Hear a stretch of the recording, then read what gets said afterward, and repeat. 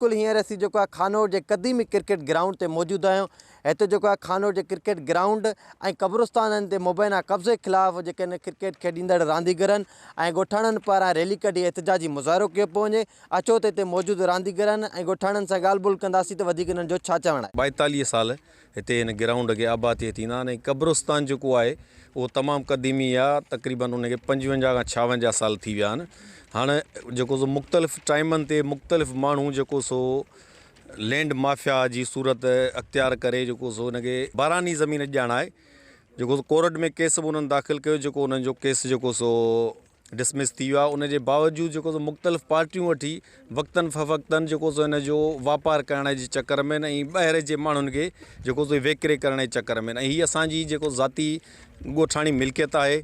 ऐं जेको हिते तव्हां पाण ॾिसी सघो था, का बि बारानी शइ न आहे, को बि फ़सुलु न आहे। कब्ज़ा माफ़िया आहे उहो हिते जो बि न आहे ऐं उन कूड़ा कागज़ हिते ठाराए हिन खे ज़री ज़मीन ॼाणाए इहा धारियुनि माण्हुनि खे जेको सो विकिरो करणु ॾियणु चाहे थो।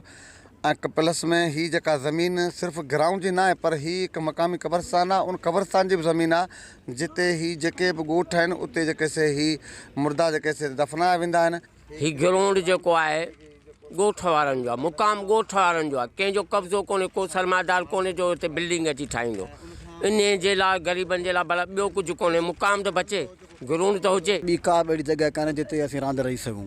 हीअ सिर्फ़ु वाहिद ग्राउंड आहे ऐं क़ब्रिस्तान बि आहे। माना तमामु बहितरीनु टूर्नामेंटूं लॻंदियूं आहिनि। पूरे ज़िले जा रांदीगर तमामु हिते घणा ईंदा आहिनि ऐं अची उहे पंहिंजी रांदि खेॾंदा आहिनि। असांजे खानोर ग्राउंड हिकिड़ो वाहिदी ग्राउंड आहे जेको असां हिते रांदि खेॾूं था, हिते इवेंट लॻायूं था।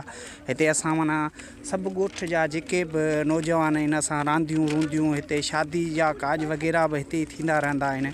ऐं असांखां हीअ ग्राउंड लैंड माफ़िया खसण थो चाहे। जी सरगर्मी असां हिन खानोर खां सवाइ ॿियनि किथे बि मैदान कोन्हे। खानोर त ठहियो पर आस पास जा जेके मैदान इलाइक़ा आहिनि, कोरे जा ॻोठ आहे, दाइदाणा ॻोठ आहिनि, ॿई टई ऐं ख़ासि ताईं हुते बि कोन्हे। सिर्फ़ु वाहिद ग्राउंड खानोर आहे जिन सभु छोकिरा अची रांदि रहंदा आहिनि मुख़्तलिफ़ ॻोठनि जा। हिन एहतिजाज में मौजूदु रांदीगरनि ऐं ॻोठाणनि जी तव्हां ॻाल्हि ॿोल ॿुधी हिननि मुतालबो कंदे चयो त नोटिस वठी क्रिकेट ग्राउंड ऐं क़ब्रिस्ताननि ते कब्ज़ा कंदड़ गिरोह ख़िलाफ़ु कार्रवाई करे इहे जेके क़दीमी जेके क्रिकेट ग्राउंड आहे ऐं क़ब्रिस्ताननि उन्हनि जी ज़मीन बचाई वञे। Abubakar Khuso, KTN news, मंज़ूराबाद।